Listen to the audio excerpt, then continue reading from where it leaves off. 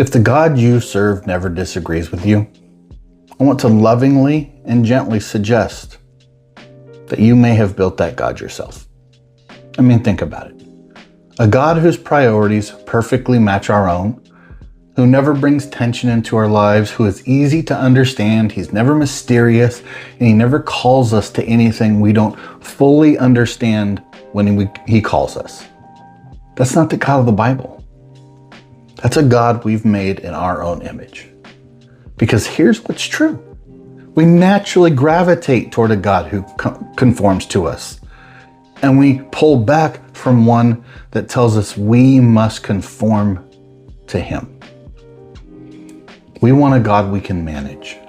We want a God we can predict. A God who validates our politics, our comfort, our preferences. A God who is never inconveniencing our lives. But the God of Scripture is not manageable. Isaiah 55 says, his ways are higher than our ways. His thoughts are higher than our thoughts. And then Romans 11 asks the question, who has known the mind of the Lord? And the answer is nobody. Not fully.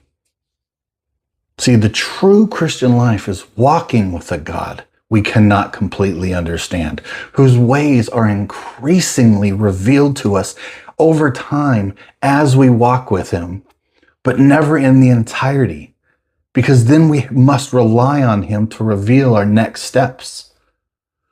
It's a God who calls us to things that we will only maybe even understand in eternity.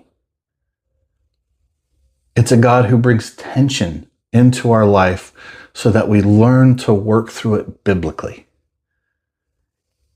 He is someone who is full of mystery, not because he's hiding, but because he is infinite, and we are not.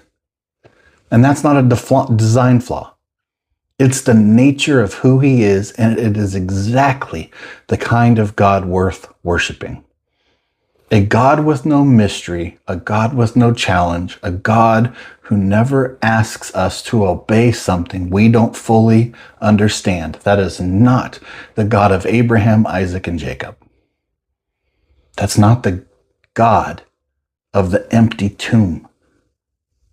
And the moment your God stops challenging you, I beg that you ask the question, who is it that I'm actually worshiping?